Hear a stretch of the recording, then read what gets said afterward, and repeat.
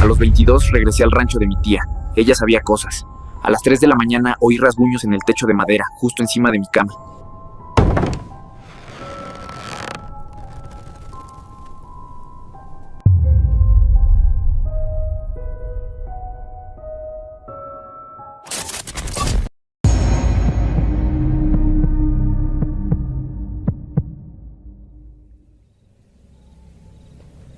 Yo no tenía chamba en ese entonces. Había dejado la carrera de agronomía a medias en Guadalajara por falta de lana y, la verdad, porque andaba medio perdido con lo que quería hacer. Tenía 22 años. Regresar a la casa de mis papás se sentía como una derrota muy cabrona. Así que cuando mi tío Beto me dijo que la tía Refugio ocupaba quien le ayudara a levantar una cerca y a echarle ojo a los animales allá en el rancho, dije que sí sin pensarlo mucho. El lugar no es ni pueblo. Es una ranchería perdida en esa zona árida donde Jalisco se empieza a confundir con Zacatecas. Pura tierra roja, mezquites y sol que te parte la cabeza desde las 10 de la mañana.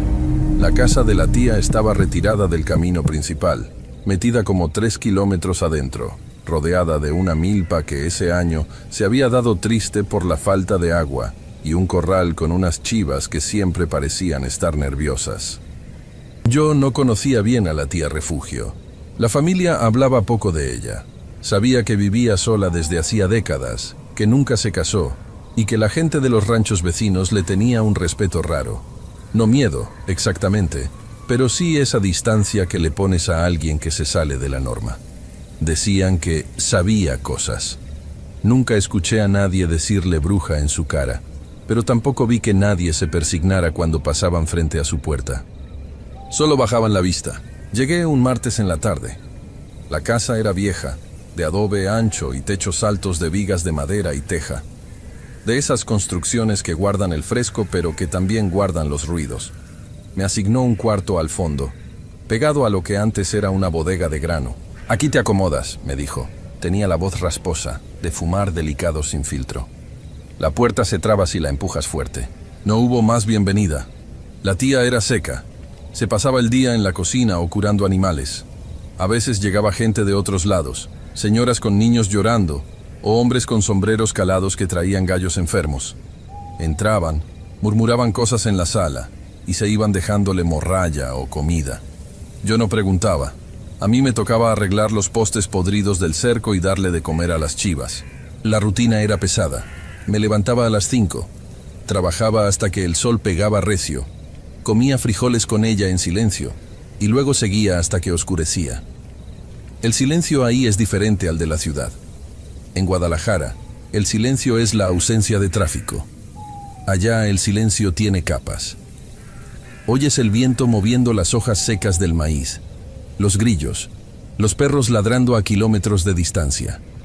Y oyes la casa tronaba. La madera se contraía con el frío de la noche. Eso es normal. Uno se acostumbra a que los muebles crujan.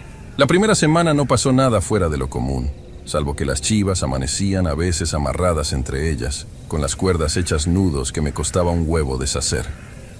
Le dije a la tía: «Son traviesas», dijo ella sin dejar de menear el atole. «Tía, son nudos ciegos. Un animal no hace esto». «Pues entonces fue el viento», me cortó, y ya no le moví. El incidente, lo que me hizo largarme, empezó una noche de jueves. O viernes, no sé, ya perdí la cuenta de los días. Me fui a dormir temprano porque estaba molido de cargar piedras. El cuarto donde yo dormía tenía ese techo de vigas oscuras, muy viejas.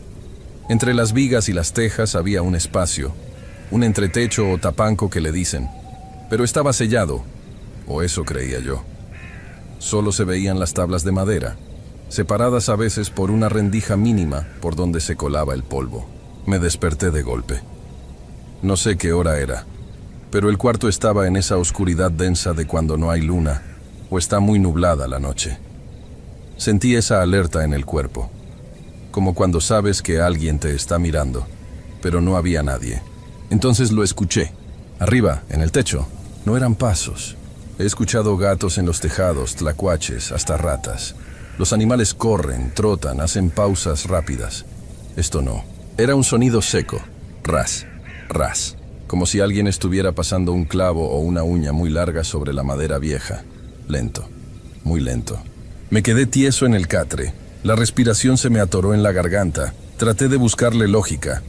Es una rama, pensé, pero no había viento. Afuera estaba todo estático. El sonido avanzó. Ras, ras. Empezó en la esquina del cuarto, cerca de la puerta, y se fue moviendo hacia el centro, justo encima de donde estaba mi cama. Lo que me dio miedo no fue el rasguño, fue el peso. Las vigas crujieron. No crujieron como cuando camina un gato. Crujieron como cuando camino yo. Como si algo de 70 u 80 kilos se estuviera arrastrando pecho tierra allá arriba, pegado a las tejas. Sentí un frío en el estómago que no tenía nada que ver con la temperatura. Me tapé con la cobija hasta la nariz, como niño chiquito, como si la tela me fuera a salvar de algo. El ruido se detuvo justo encima de mi cabeza. Hubo un silencio largo. Yo contaba los latidos de mi corazón, que se sentían en las sienes. 1, 2, 3. Y luego, el techo crujió fuerte, un crack de madera vieja cediendo, y sentí algo que hasta la fecha no puedo explicar bien. No cayó nada físico, no se rompió la madera, pero sentí el colchón hundirse. Fue leve, justo a los pies de la cama. El catre de resortes viejos chilló un poquito, y la cobija se tensó, como si alguien invisible se hubiera sentado con cuidado en la orilla. O peor, como si algo hubiera bajado atravesando el techo y se hubiera apoyado ahí. No me moví. No quería ni parpadear. Mis ojos ya se habían acostumbrado a la oscuridad y miraba hacia los pies de la cama. No se veía nada, solo la forma de mis propios pies bajo la cobija. Pero el peso estaba ahí. Lo sentía hundiendo el colchón, y entonces me llegó el olor. No olía a muerto, ni a azufre, ni a esas cosas que dicen en las películas. Olía a tierra negra, mojada, como cuando llueve después de una sequía larga, pero mezclado con algo más. Olía a pelo quemado, a cuerno quemado, un olor acre, penetrante, que me picó en la nariz.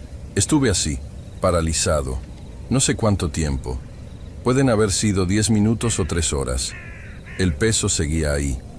Yo sentía una presión en el pecho, unas ganas de gritar, pero la voz no me salía. Era un pánico primitivo, animal. De repente, el peso desapareció. El colchón recuperó su forma con un rechinido metálico. Arriba, en el techo, escuché el arrastre otra vez. Ras, ras, alejándose hacia la parte de la casa donde dormía la tía refugio. No dormí nada. Me quedé sentado en la cama, con la espalda pegada a la pared, esperando que amaneciera. Cuando por fin entró la luz gris de la mañana por la ventanita, me sentía enfermo. Me dolía la cabeza y tenía el cuerpo cortado. Salí a la cocina.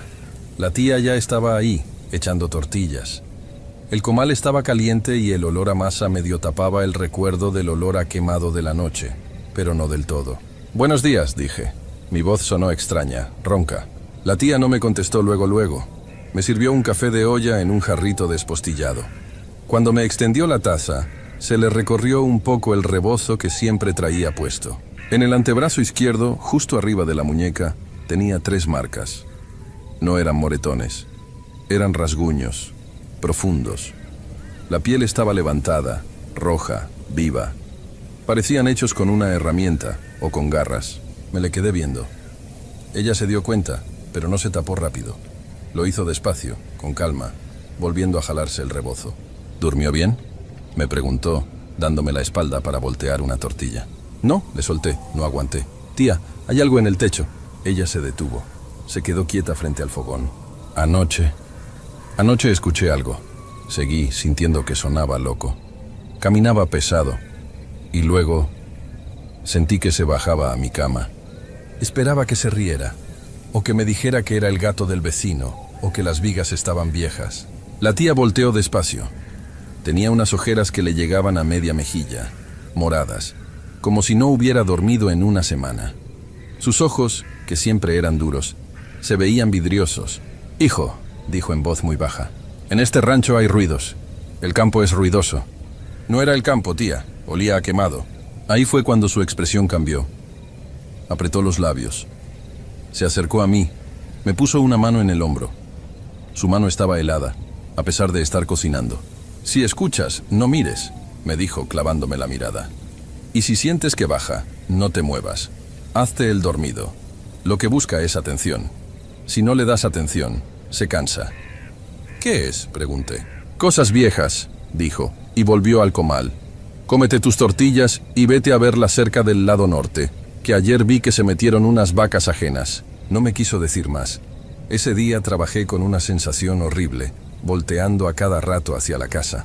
A la luz del sol, la construcción se veía normal, hasta bonita con las bugambilias.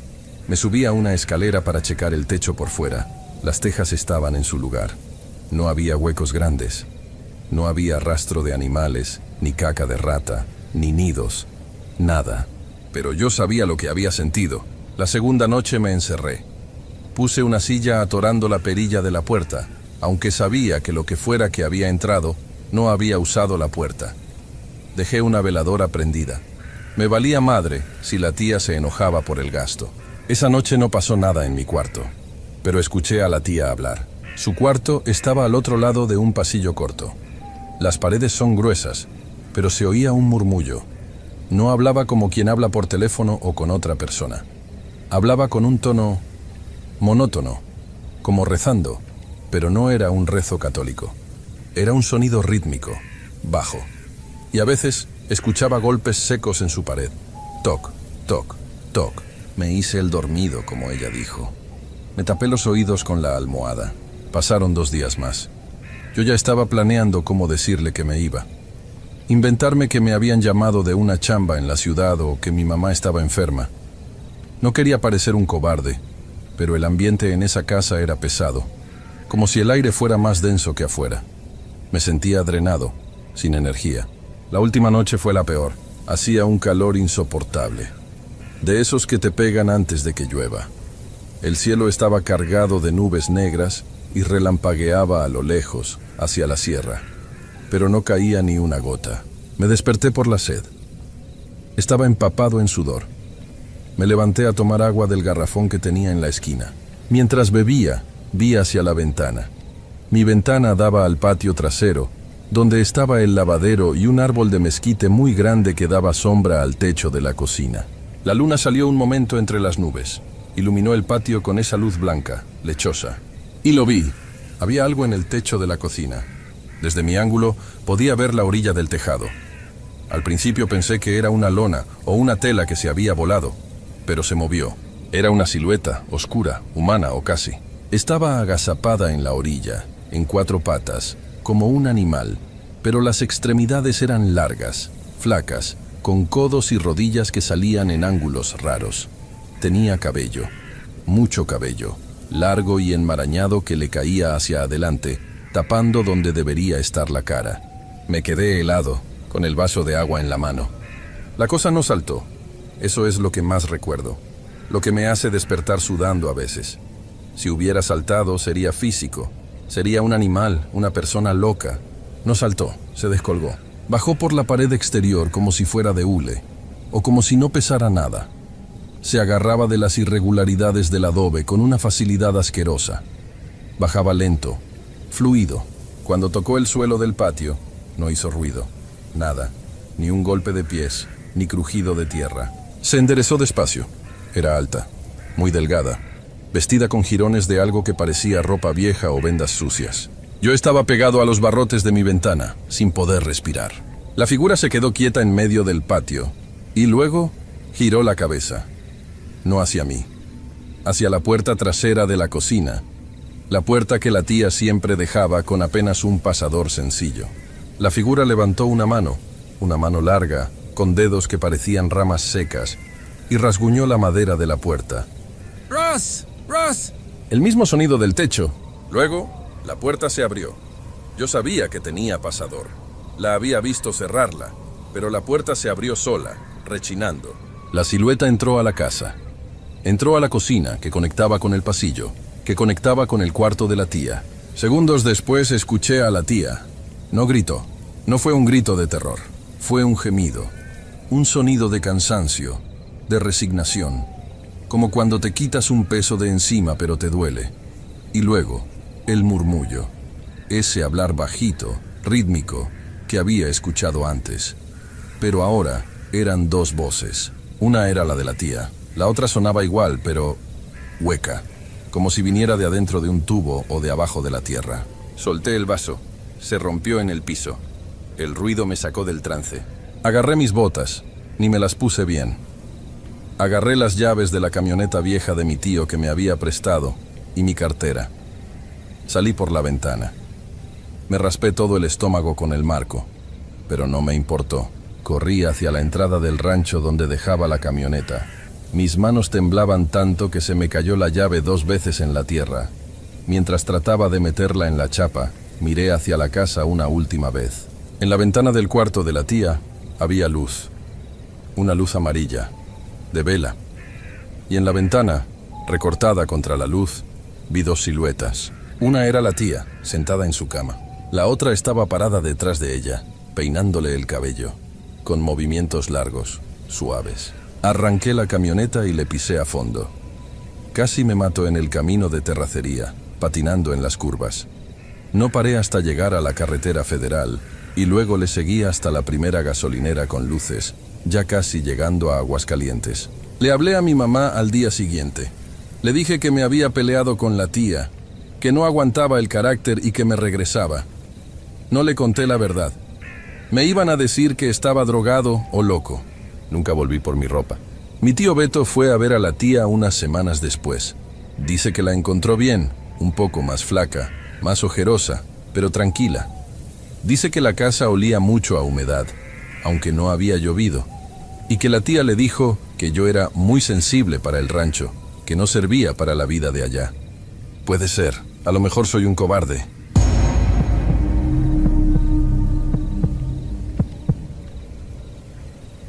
Yo andaba urgido de lana porque mi hermana se había enfermado allá en Puebla y necesitábamos para los estudios, así que agarré lo primero que salió. Un conocido de mi tío me dijo que buscaban gente para un rancho ganadero en la zona de la Mixteca, tirándole para el lado de Juxtlahuaca, en Oaxaca. No era un rancho grande de esos modernos, era más bien terreno de monte, mucho cerro, donde el ganado se suelta y hay que andarlo buscando. Llegué un martes. El lugar estaba seco, pura tierra roja y espinas.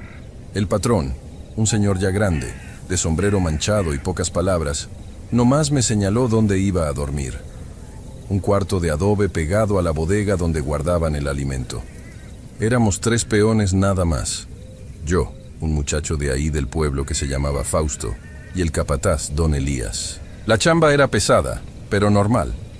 Levantarse a las 4, revisar los bebederos, contar las cabezas, ver que ninguna vaca se hubiera atorado en las barrancas. Lo típico. Al principio todo iba bien, tranquilo. El silencio allá es distinto, pesa. En la ciudad siempre escuchas algo, un coche, una sirena, algo. Allá no. Cuando oscurece, se apaga todo, y nomás queda el ruido de los grillos, y a veces el viento que baja de la sierra y chifla entre los otates. La primera cosa rara que noté no fue con el ganado, fue con los perros. Teníamos 4 perros, de esos corrientes, flacos pero bravos, que se le aventaban a lo que fuera. Una noche, serían como las 11, yo estaba afuera fumándome un cigarro antes de dormir, sentado en una piedra. Los perros estaban echados cerca de la fogata que habíamos hecho. De repente, sin ladrar, se levantaron todos al mismo tiempo. No gruñeron. Nomás pararon las orejas, metieron la cola entre las patas y se fueron a meter abajo de la camioneta del patrón. Se me hizo raro porque esos perros le ladraban hasta al aire. Me quedé quieto, pensando que a lo mejor era un puma o un gato montés, que allá hay hartos. Pero no se oía nada, absolutamente nada. Ni los grillos sonaban ya. Se sentía, no sé cómo explicarlo, como cuando va a temblar, que el aire se pone denso, eléctrico. Me terminé el cigarro rápido y me metí al cuarto. Cerré la tranca. Esa noche no dormí bien. Sentía que alguien estaba parado afuera, pegado a la puerta, escuchando mi respiración. A los 3 días, encontramos la primera borrega muerta.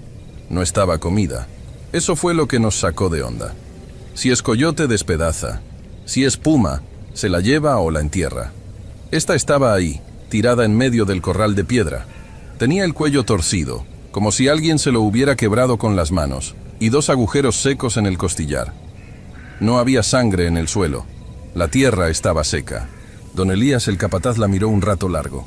Se quitó el sombrero, se rascó la cabeza y nomás dijo: «Quémenla, lejos». Fausto y yo la arrastramos hasta una zanja, le echamos gasolina y le prendimos fuego.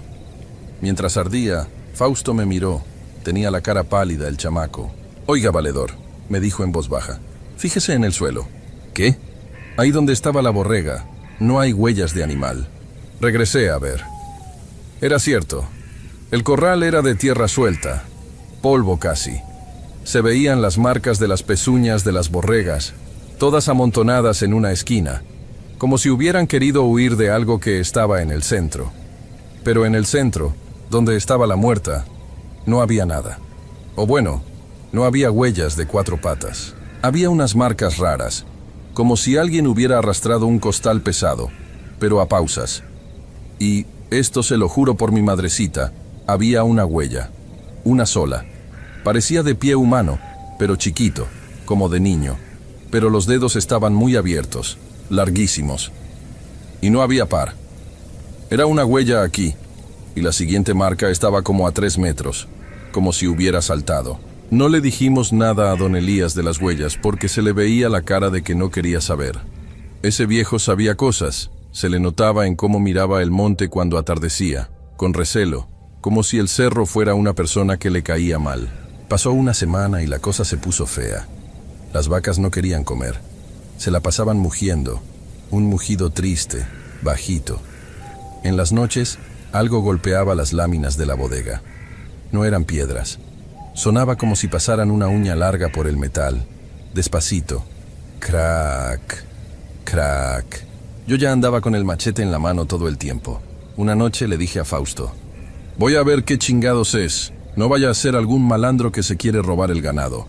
«No salga, compa», me dijo Fausto con los ojos pelones.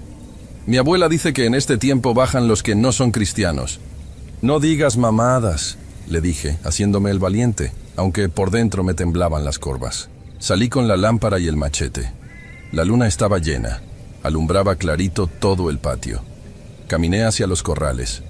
Todo estaba en silencio. Ese silencio pesado otra vez. Llegué a la cerca de madera y alumbré hacia adentro. Las vacas estaban todas pegadas a la orilla más lejana. Y ahí en medio estaba. Primero pensé que era un perro. Estaba agachado en 4 patas. Pero era muy grande para ser perro. Tenía el lomo ancho, peludo. Pero el pelo se veía sucio, apelmazado, como con lodo seco. Estaba dándome la espalda. «¡Hey!», grité golpeando el poste con el machete. La cosa esa se detuvo. No se espantó. No brincó como haría un animal normal. Se fue levantando despacito.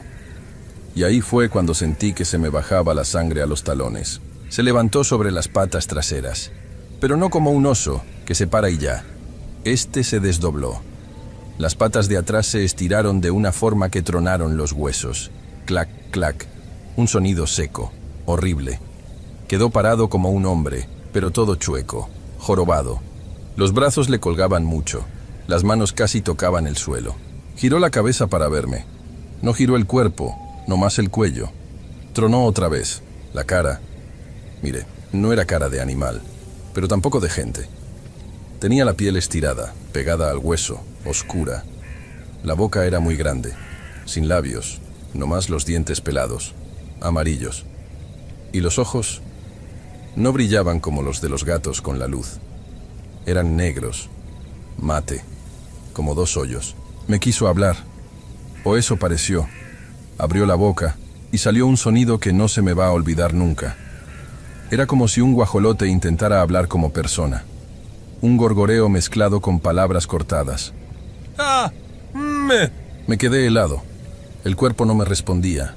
La lámpara me temblaba tanto que la luz bailaba por todos lados.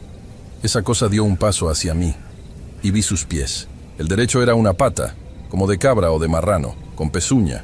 El izquierdo era un pie humano, grande, negro, con las uñas largas y enroscadas como ganchos. Caminaba renco. Toc-clac, toc-clac. La pezuña sonaba en la piedra. El pie arrastraba en la tierra. «Váyase a la verga», grité, y no sé ni de dónde saqué fuerzas, pero le aventé una piedra que estaba ahí en el suelo. Le pegó en el hombro.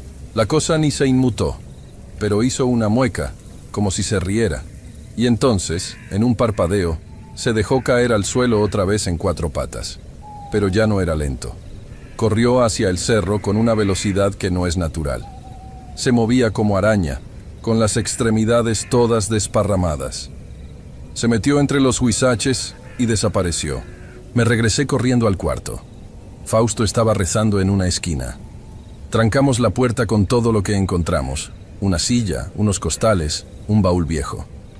Nadie durmió. Toda la noche escuchamos cómo esa cosa rondaba el cuarto. Rascaba el adobe. Pasaba las uñas por la puerta de madera. Bufaba. Olía a podrido, como a carne echada a perder y azufre. Al amanecer, ya no se oía nada. Salimos con miedo. Don Elías ya estaba afuera, viendo las huellas alrededor del cuarto. Eran las mismas. Una pezuña y un pie humano. Daban vueltas y vueltas a la casita. Don Elías nos miró. Tenía unas ojeras negras. «Agarran sus cosas», nos dijo. «Váyanse al pueblo. Hoy no se trabaja». «¿Qué es eso, patrón?», le pregunté, ya sin vergüenza de mostrar miedo. «Es el compadre de allá arriba que anda cobrando lo que no se le pagó», dijo señalando al cerro. «Hace años hicimos un trato para que lloviera, pero ya se le olvidó que el trato tenía fecha». No pregunté más. Fausto y yo agarramos nuestras mochilas y caminamos hasta la carretera para agarrar el de paso. Nunca regresé por mi pago de la semana. Dicen que el rancho sigue ahí, pero que cambian de peones a cada rato. Y la neta, no me sorprende. Uno puede lidiar con animales, con sequía, con narcos incluso, pero con eso, con lo que te habla con voz de gente y camina en 2 mundos, con eso no se puede.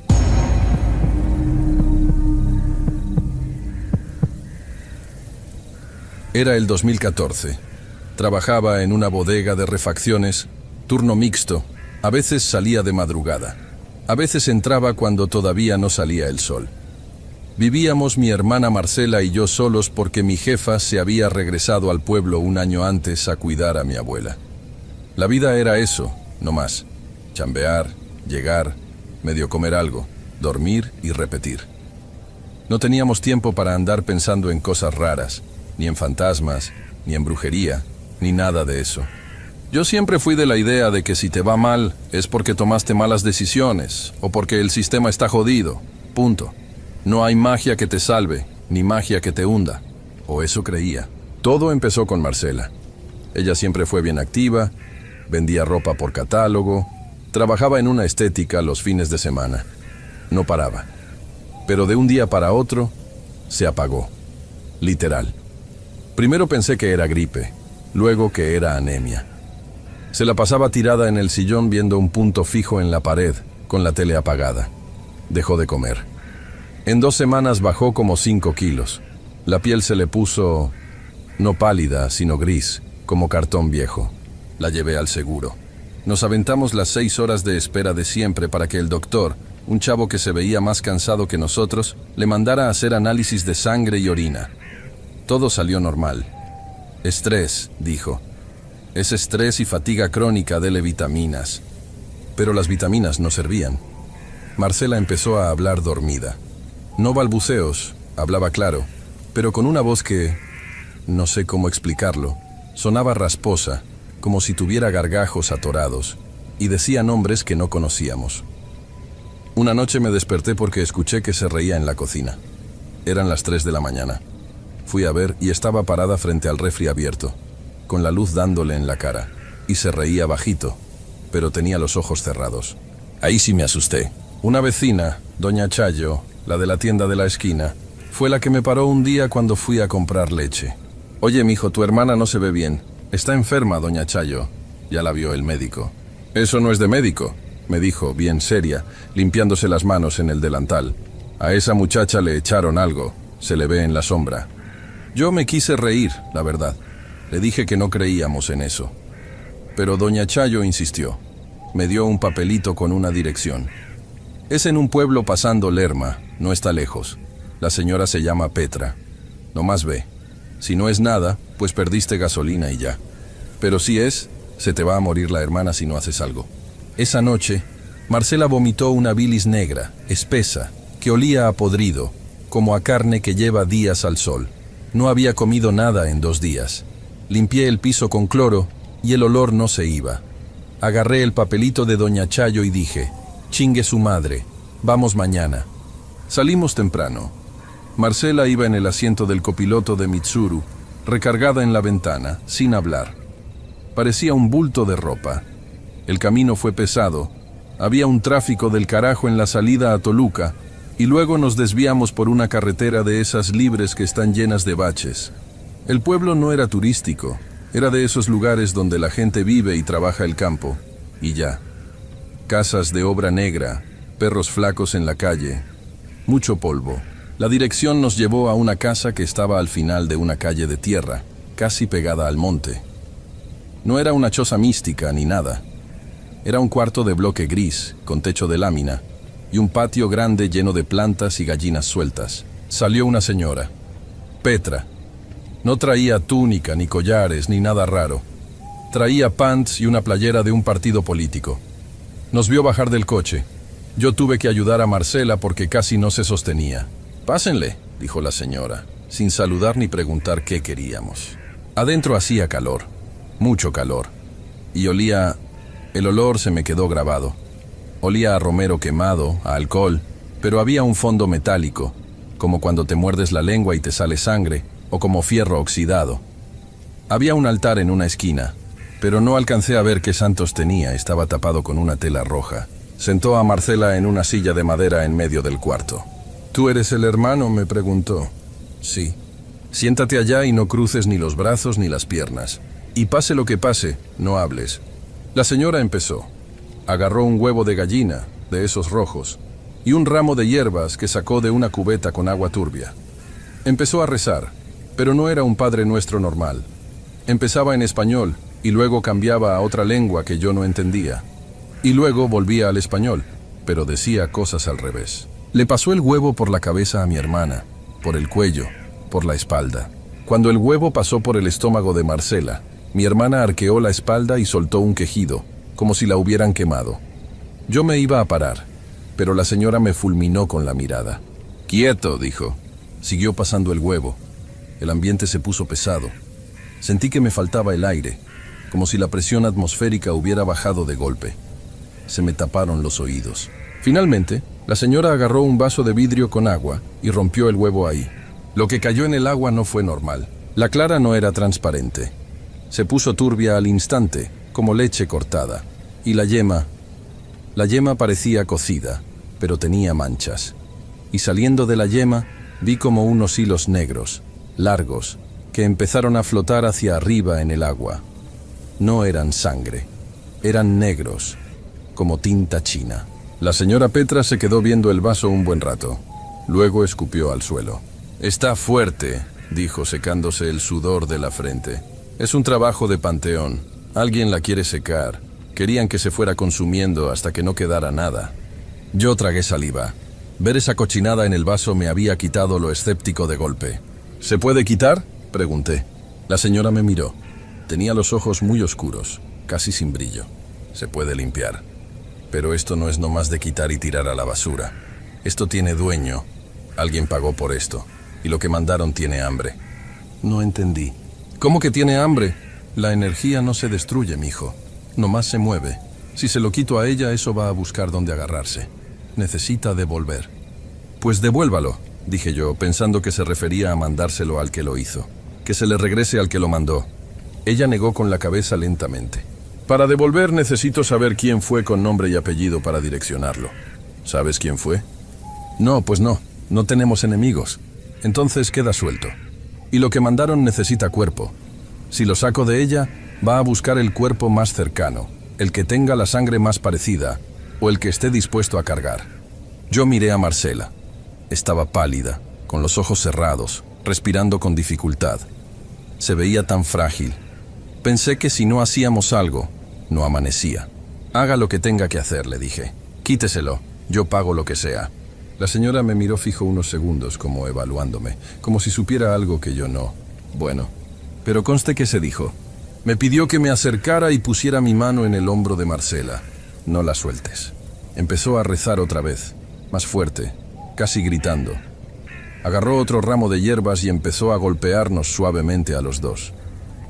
Sentí una corriente eléctrica cuando me tocó, pero no dolorosa, sino fría. Un frío que me entró por el brazo y se me fue al pecho. De repente, el vaso con el huevo estalló. Así, sin que nadie lo tocara. ¡Pum! El vidrio se partió y el agua se derramó en el piso de cemento. Marcela dio una bocanada de aire, como quien sale de estar bajo el agua mucho tiempo. Abrió los ojos. Tenían brillo otra vez. «Tengo sed», fue lo primero que dijo. La señora Petra no sonrió. Estaba recogiendo los vidrios con un trapo. «Ya está», dijo. «Sácala de aquí, que le dé el aire. Tiren la ropa que traen puesta antes de entrar a su casa. Quémela si pueden». Le pagué. No cobró caro, curiosamente. 500 pesos. Se me hizo poco para el teatro que armó. Cuando salimos, Marcela caminaba sola. Se veía cansada, pero ya no enferma. «Me siento ligera», me dijo mientras subíamos al coche. Yo, en cambio, sentía que traía una mochila llena de piedras. Me dolía la nuca. Pensé que era el estrés, la tensión de ver todo eso. Manejé de regreso. Marcela venía platicando, haciendo planes. Dijo que tenía un hambre feroz y que quería tacos. Paramos en la Marquesa y se comió 3 de cecina. Yo no pude probar bocado. Sentía el estómago revuelto y ese sabor metálico en la boca que no se me quitaba con nada. Llegamos a la casa ya de noche. Hicimos lo de la ropa. La tiramos en un basurero lejos. Marcela se bañó y se durmió como un bebé. Fue la primera vez en semanas que la vi descansar de verdad. Yo me fui a mi cuarto. Me sentía agotado, como si hubiera cargado bultos de cemento todo el día. Me acosté y ahí empezó el infierno. Me quedé dormido rápido, pero no descansé.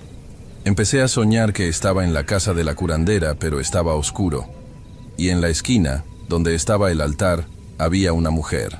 No era la señora Petra, era una mujer alta, flaca, de espaldas. En el sueño, yo quería gritarle a Marcela que corriera, pero no tenía voz. La mujer se daba la vuelta muy lento. No tenía cara. Era liso donde debían estar los ojos y la boca. Me desperté de golpe. O eso creí. Estaba en mi cama, boca arriba. Quise moverme para prender la luz, pero no pude. Mis brazos no respondían, mis piernas tampoco. La parálisis del sueño, pensé. Ya me había pasado antes cuando estaba muy estresado por la chamba. «Cálmate, respira, mueve un dedo», me dije. Es la técnica de siempre. Pero entonces sentí el peso. No era una presión general. Sentí claramente como una rodilla se apoyaba en mi pecho. El colchón se hundió a mi lado. Alguien se estaba subiendo a la cama.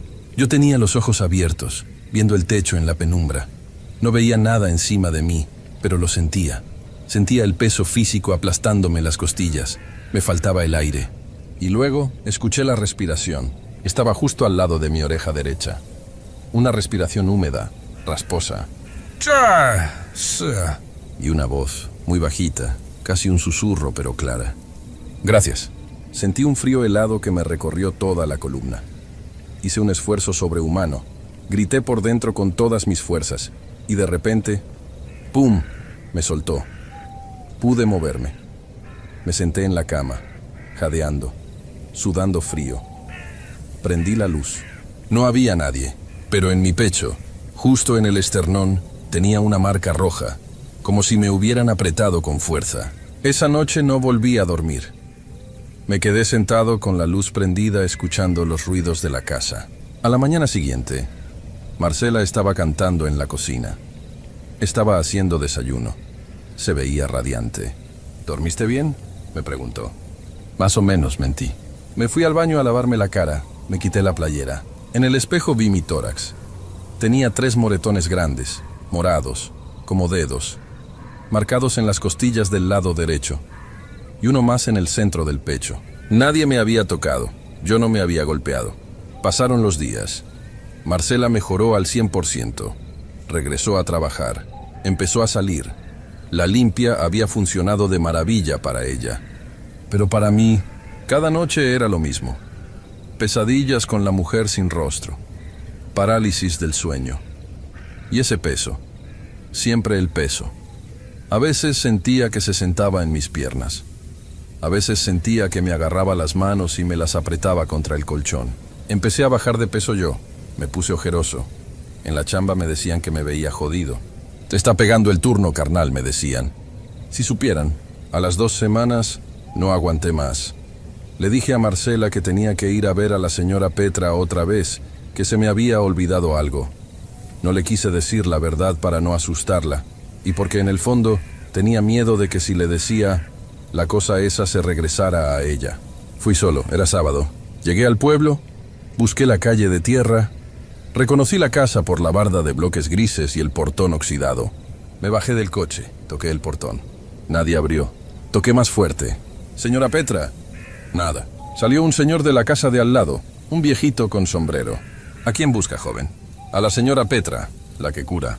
El señor me miró raro, escupió al suelo y se acomodó el sombrero. Aquí no vive ninguna Petra. ¿Cómo no?